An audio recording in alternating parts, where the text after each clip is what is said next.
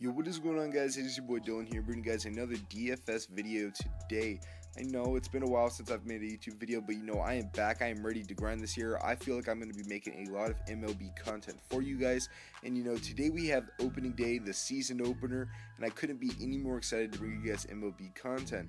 Now, I'm going to be giving you guys a few picks in this video that I do like at each position, and you guys can go ahead and construct a lineup around my picks, maybe draw a little bit of knowledge from my picks and go ahead and make your own lineup.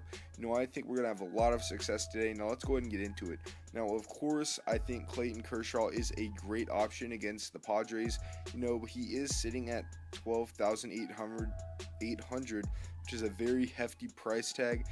Currently, I am on the fence on whether or not I'm going to be playing him in my GPPs, in cash games. He can be a lock, but he does cost a lot. I could totally see the route of fading, which is something I'm going to be trying in a few lineups. So Kershaw is a great option. A nice diversion I do like off of Kershaw is Rick Porcello. Now, he's sitting at 8,800, which is a pretty good price for him. He's an elite pitcher and he's playing Pittsburgh. He has shut Pittsburgh down in the history of him playing the guys on that roster. Those guys on that roster only have a 130 average against him in all of their at-bats combined. He's faced 49 different at-bats when playing that team, and he's only given up one home run. He doesn't really give up a lot of hits, and home runs in general are a lot of runs. So I see him giving you guys a nice points through innings pitched. I see him going deep into this game. At 8,800, I really do like it. He is playing in Pittsburgh, but as you guys can see, his home versus away, excuse me, I'm sorry about that. If you could hear somebody walking upstairs above me. But he doesn't really pitch any different when he's home or away. So, I really do like him if you're not planning on playing Kershaw. And then the other guy I really do like is all the way down here. He is about the 8th cheapest pitcher, which is pretty good, and that's Marcell Estrada. I think this is really nice value for him, as he is a very good pitcher. He is playing the Orioles, which in the past, when he's played all the guys on that roster, they aren't even batting 200 against him. They're batting 196. And he does have 41 Ks and facing them 150 times. So he has a 33% roughly strikeout ratio when he's playing them, and that's really nice. And he does keep a lot of the big bats on this team quiet. In Manny Machado's career against Estrada, he's only gone 2 for 18, and Trumbo, he's only gone 3 for 15. So if Estrada can shut down a lot of their big bats, I see him going deeper into this game and giving you really good value at 7,000. Now, I do like one player against him in particular, and that's going to be Welington Castillo. I don't mind playing these two guys on the same lineup, considering it's just one player. I typically don't like to stack my batters against my pitchers, but in this situation, I do think it's okay, because even if Castillo does hit a home run, it's not killing Estrada's value or anything. Now, Castillo, as you can see, last year to end the season off, he didn't really play that great. He did have a good mid-season to towards the end of the season, but on the back end of the season he kind of struggled a little bit. But I really do like him because in his career of 23 at-bats against Estrada, he has batted .304 with 4 home runs. 4 home runs is a lot for just 23 at-bats, and he is very expensive for catchers. He's the second most expensive catcher, but I do like him playing Estrada considering he has such a good history against him. Now, who I like at first place, I have to go with the stud Jose Abreu, which I'm surprised he's like the 7th most expensive first baseman. Originally when I was looking at all the BVP and everything, I thought he'd be higher, but he's only 4,000, and I really do like this matchup. He is going against Justin Verlander, but that really doesn't concern me because he's batted .379 in his career of 29 at-bats against Verlander, and he's also hit 4 home runs, and that's a lot of home runs, guys, for only less than 30 at bats, and I really do like that. And then I was reading through these little blurbs because I always like to read the blurbs by RotoWire, especially at the beginning of the season, because they like to sum up their spring training. And it says he's batted .269 with 3 home runs. I think he's going to do better. He'll be batting somewhere around 300 when the season comes out. But he is saying that he feels in the best physical shape of his life. And that's huge, guys, because if he is feeling better than he has in the past, I definitely see upside, especially in this matchup against Verlander. So, I am liking Abreu a lot this season, and especially in this matchup against Verlander. Now, at second base, this is where we get into kind of my game stack. I feel like I'm going to be having a lot of the Nationals and Marlins in my game. I feel like this is going to be a high-scoring game, and I feel like I'm going to have 2 or 3 Nationals in my lineups and 1, if not 2, Marlins in my lineups. Now, Daniel Murphy was exceptional last year. He really had a bounce back season from when he was on the Mets. Now, when he was on the Mets, he wasn't even that bad, but he really had a great season last year. I really thought he should have won the NL MVP, but you know, it's all good. I think he'll have another great season this year, and he is 4,500, which, excuse the tweet, that's just a baseball coach. But yeah, dude, just look at his stats from last year. He was an absolute beast. He's going up against Volquez. I'm sorry if I butchered that.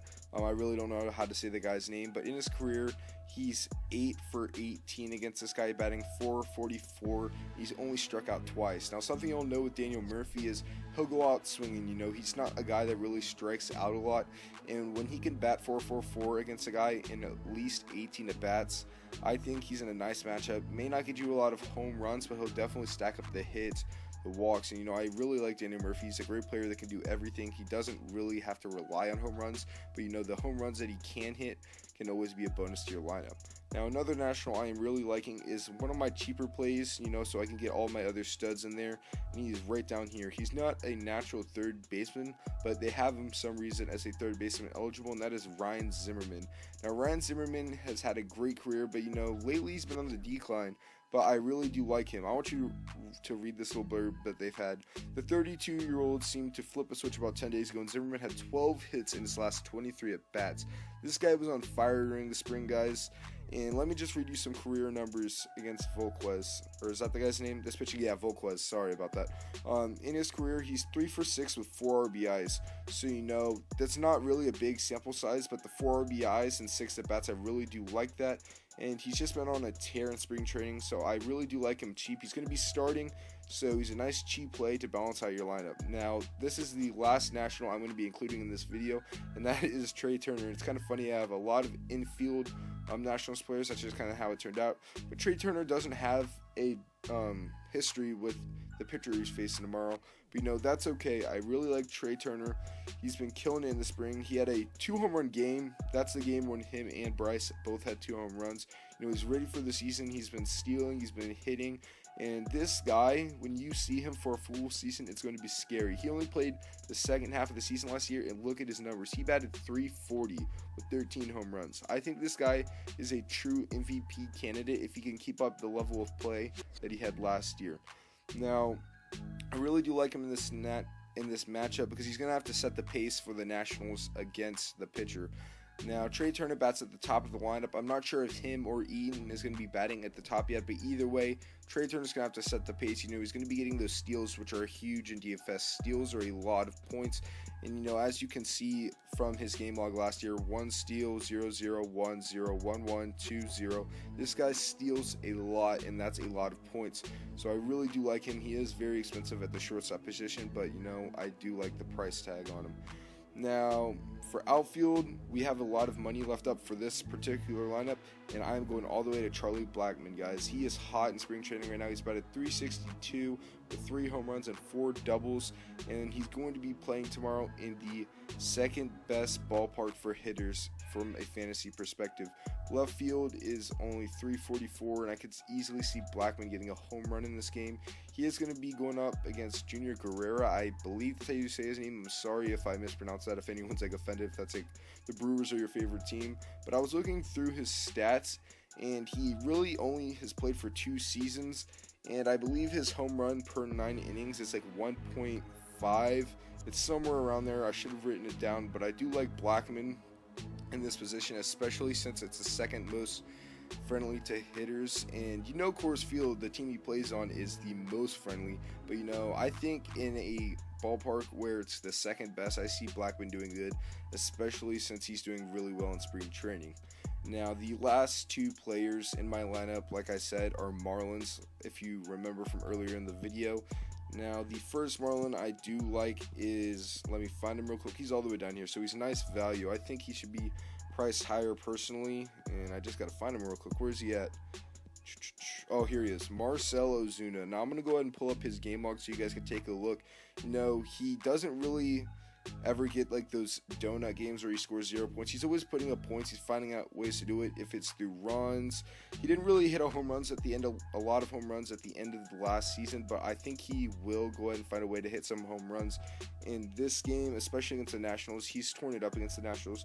In his career against the Nationals, he's actually batting .357 in 28 at bats. So that's a very high percentage. He gets a lot of hits against the Nationals.